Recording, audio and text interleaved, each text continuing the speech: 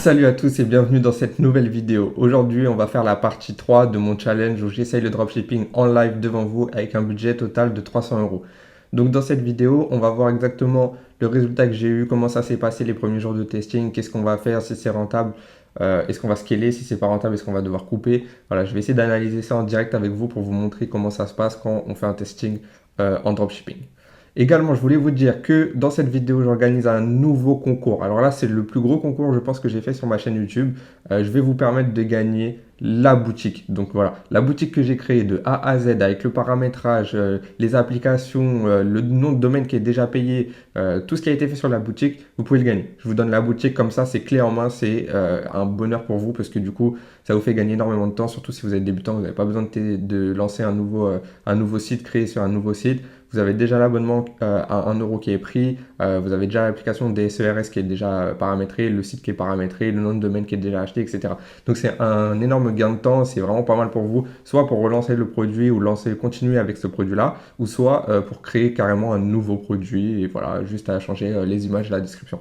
Donc voilà, pour participer à ce concours, comme d'habitude, je vous invite à être abonné à mon canal Telegram et au moment où cette vidéo sort, je vais poster un message sur Telegram avec un mot-clé qu'il faudra poster en commentaire de cette vidéo YouTube là. Donc voilà, je vous invite à participer, c'est vraiment incroyable ce que vous allez pouvoir gagner, donc franchement vous allez pouvoir gagner énormément de temps en ayant la boutique. Donc c'est parti, on va pas attendre plus longtemps, on va rentrer directement dans le vif du sujet. Qu'est-ce qui s'est passé? Comment ça s'est passé? Est-ce qu'on a été rentable? Est-ce qu'on a eu des ventes? Je pense que c'est la question que tout le monde se pose. Voilà, on va essayer d'y répondre maintenant et vous allez voir comment ça se passe en allant directement sur mon écran. Donc, on se retrouve sur mon écran. Alors ce qui s'est passé, c'est que j'ai fait la partie 2 de la vidéo où je montre le site, etc.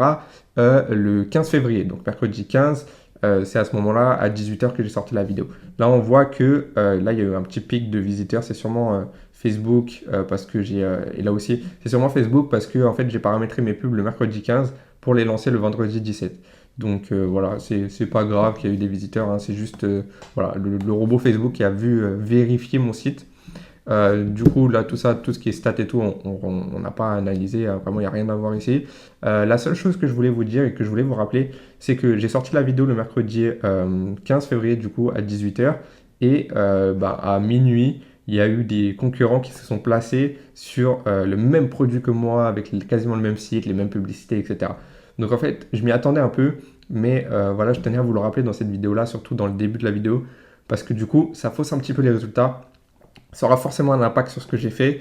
Je m'y attendais parce que en publiant une vidéo à 18 h, en montrant un produit que je pense avoir un peu de potentiel, en tout cas un minimum de potentiel, que je veux tester, etc. Je monte le site, je monte les publicités, etc.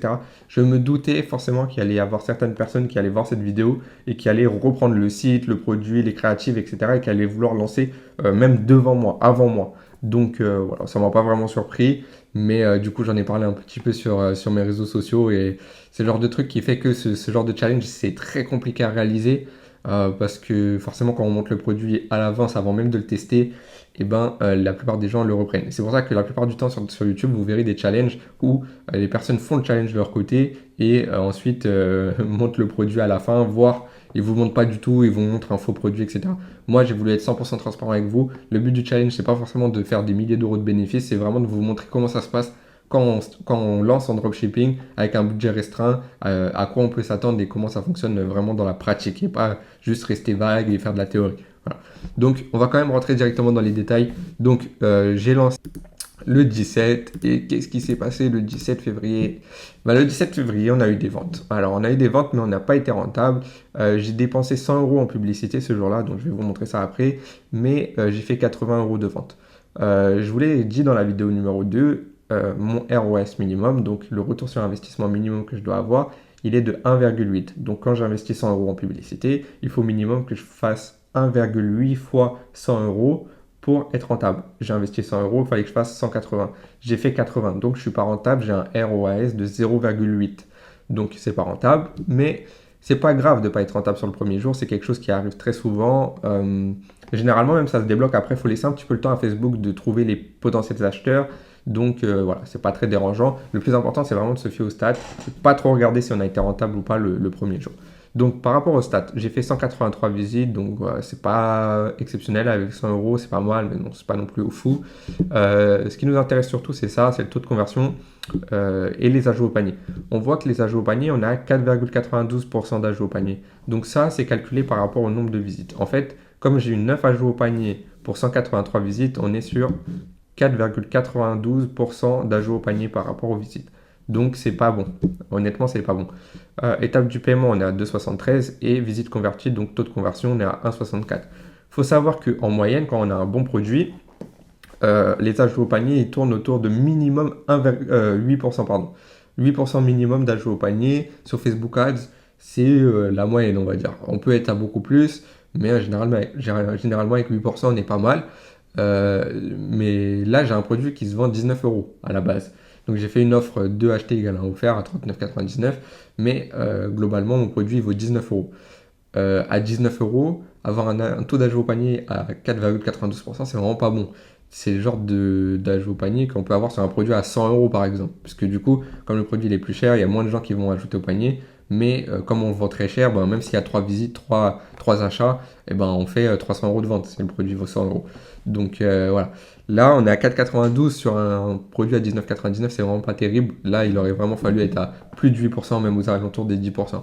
Donc voilà, premier jour, pas terrible. Je vais quand même vous montrer ce qui s'est passé au niveau des publicités. Donc on va aller directement le 17. Alors, donc j'ai un CPM de 9,47 €, le coût pour 1000 impressions, j'en ai parlé dans la vidéo précédente, je vous invite à la revoir si jamais vous vous rappelez plus trop de tout ce que veut dire ces colonnes-là. Mais globalement 9,47 € c'est un petit peu élevé, en général sur le marché français on tourne autour de 7 à 8 euros, parfois on peut être à plus mais voilà, c'est un petit peu élevé. Le CTR lui il est pas mauvais, c'est pas exceptionnel, 1,57 c'est pas mal, entre 1 et 2% c'est pas mal, au-dessus de 2% c'est bien, donc voilà on est pas mal. Coût par clic 0,6, c'est pas terrible. Généralement, sur un produit winner, entre guillemets, on se retrouve entre 0,2 et 0,4 en moyenne, surtout sur les premiers jours de test. Là, 0,6 le premier jour, c'est pas un super signe.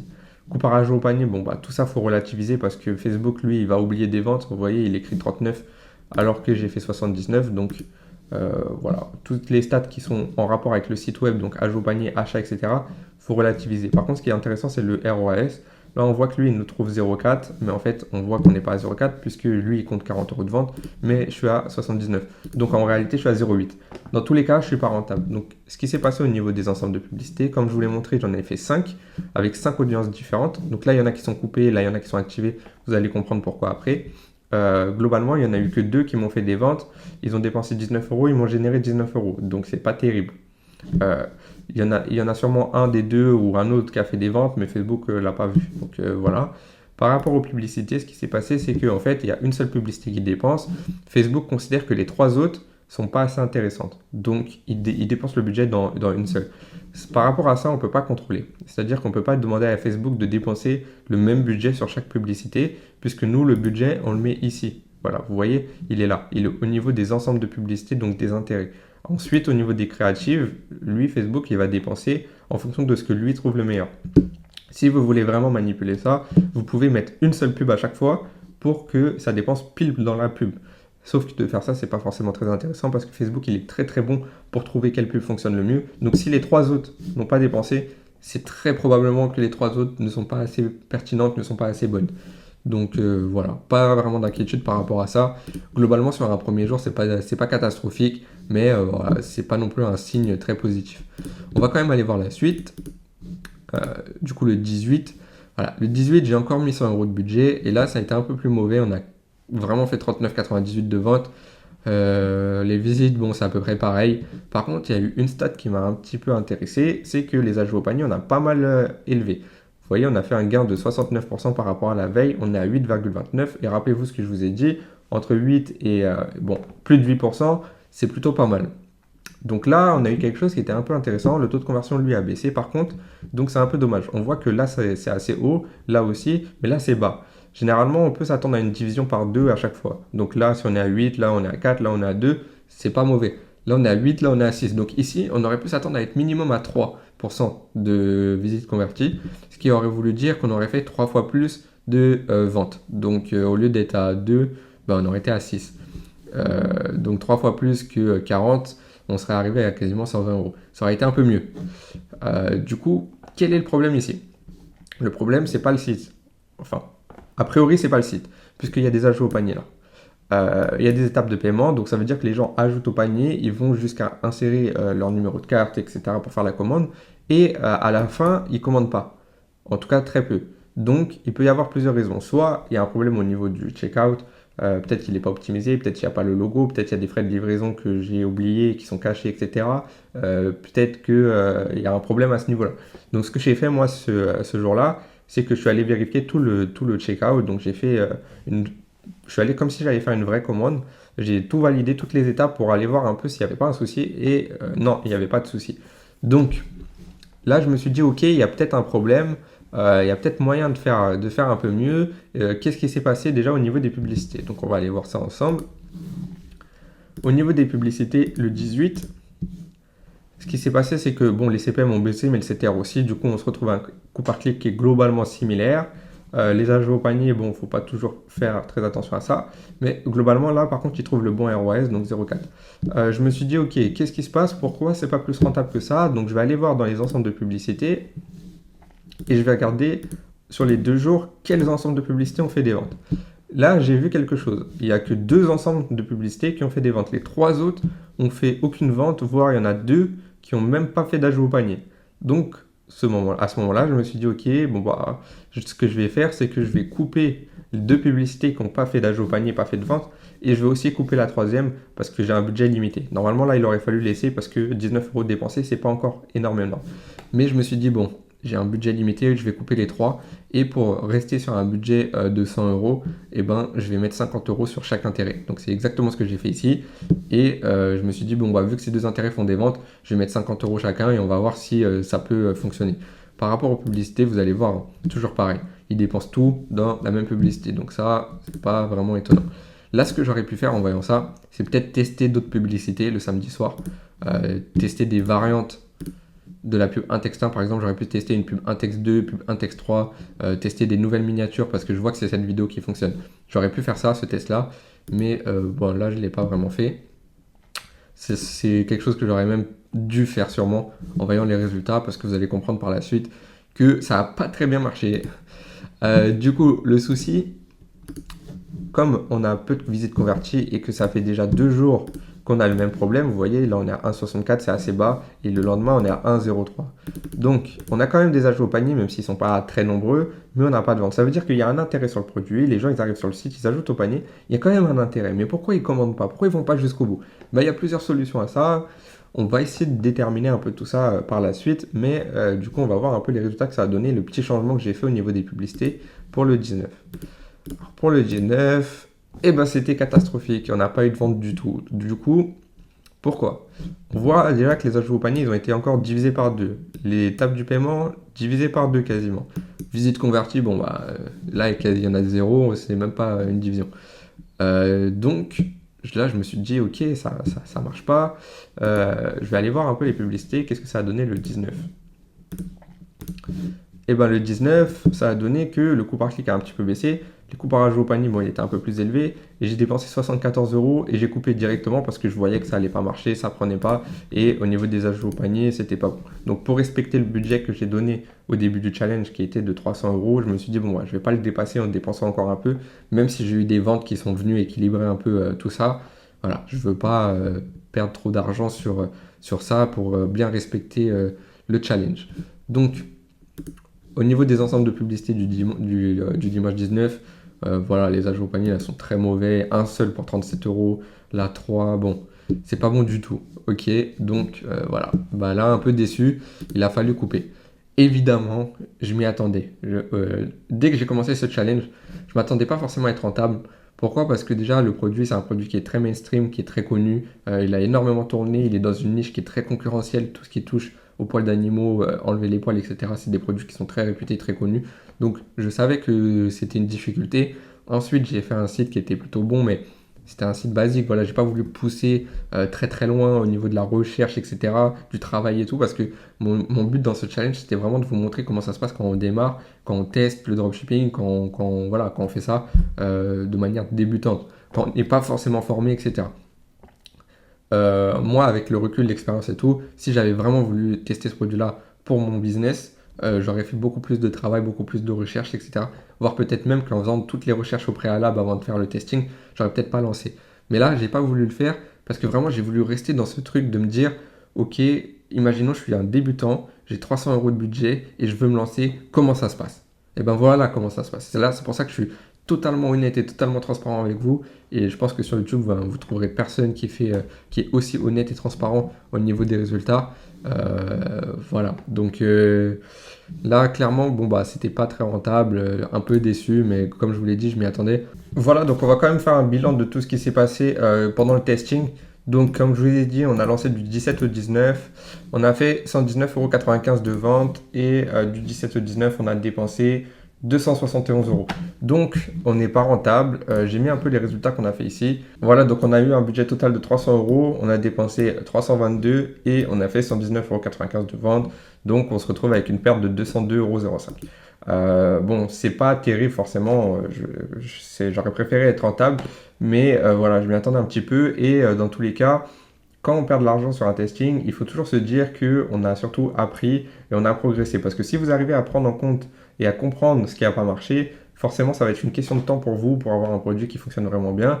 Là, j'ai essayé de lister quelques problèmes qu'on a pu rencontrer qui ont fait que le produit n'a pas très bien fonctionné. Donc, le premier problème, c'est probablement que le produit il était trop connu pour le marché français. Comme je vous l'ai dit, c'est un produit qui a beaucoup tourné sur le marché français. C'est un produit qui tourne depuis très longtemps. C'est un produit qui est assez connu. Donc, peut-être que ça a potentiellement joué sur les résultats. Ensuite, on a vu aussi qu'on avait un coût par clic qui était assez élevé. Le coût par clic, comme je vous l'ai montré, c'est le résultat du taux de clic et du CPM. Donc, tout ça, c'est directement lié à la publicité. Donc, si on a un coût par clic qui est élevé, cela veut dire que la publicité est peut-être pas assez impactante.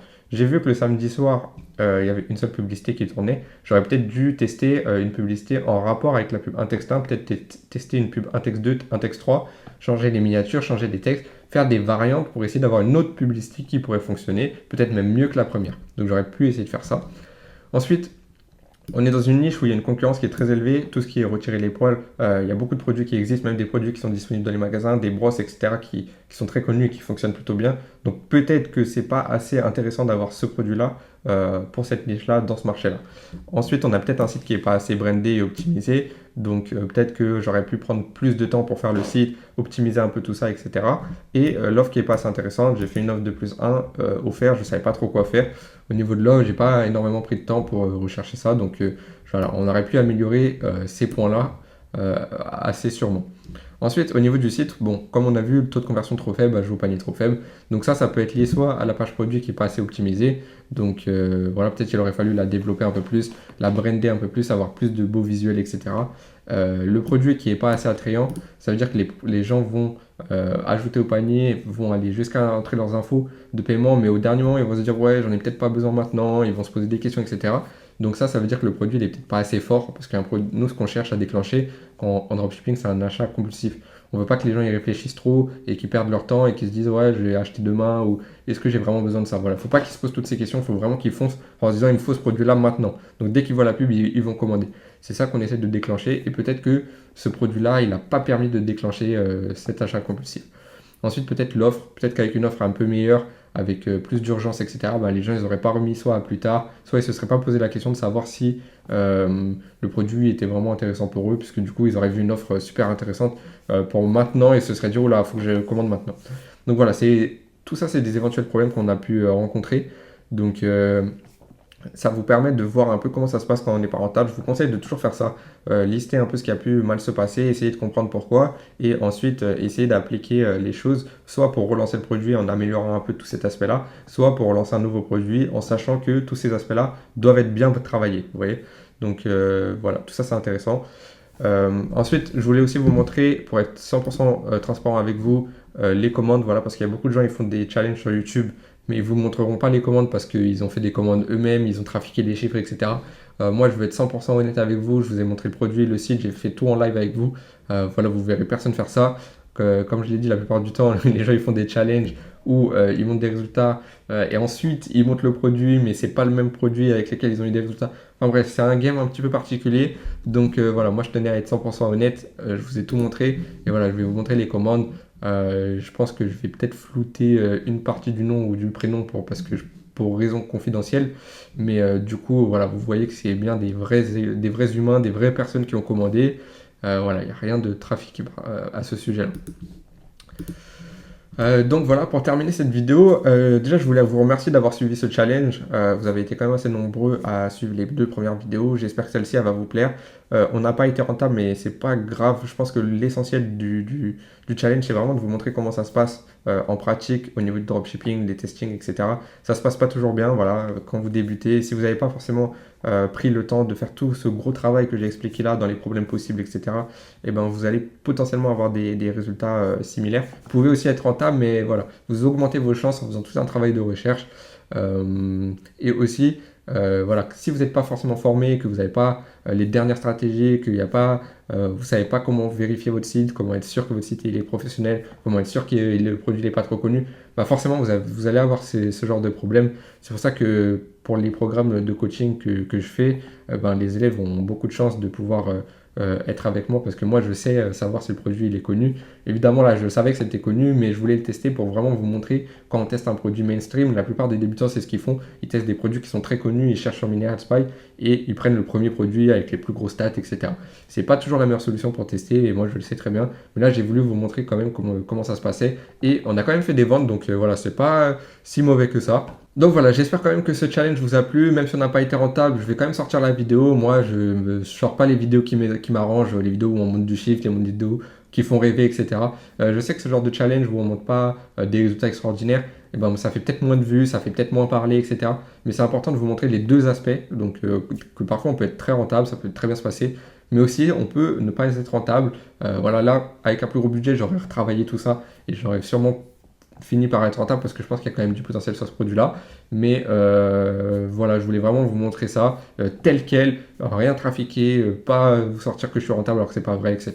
Donc voilà, j'espère que ça vous a plu quand même parce que je pense que ça manque un peu d'honnêteté dans ce milieu-là et j'espère pouvoir apporter ça. Donc ça me ferait plaisir d'avoir votre retour en commentaire à ce sujet-là. Également, comme je vous l'ai dit au début de la vidéo, n'oubliez pas de vous abonner à mon canal Telegram et d'aller voir le dernier commentaire le dernier post que j'ai fait pour participer au concours et potentiellement gagner cette boutique e-commerce. Et je vous demande aussi, s'il vous plaît, de mettre un maximum de likes et de vous abonner au maximum à cette chaîne YouTube parce que ça me ferait énormément plaisir. Ça m'inciterait à continuer mon travail parce que faire des challenges comme ça et faire des vidéos sur YouTube, ça demande beaucoup de temps, c'est beaucoup de travail. Je ne suis pas du tout expert là-dedans, ça fait pas très longtemps que je me suis lancé. Donc voilà, j'ai besoin d'avoir un peu de force, un peu vos retours par rapport à tout ça, voir si vraiment ça vaut le coup pour moi de continuer à vous envoyer toutes ces vidéos-là. J'aimerais bien en faire 1 à 2 vidéos par semaine, mais ça demande tellement de travail que j'ai besoin d'être sûr que ça vous intéresse et que ça vous plaît. Donc n'hésitez pas à me le dire dans les commentaires et n'hésitez pas à vous abonner au maximum.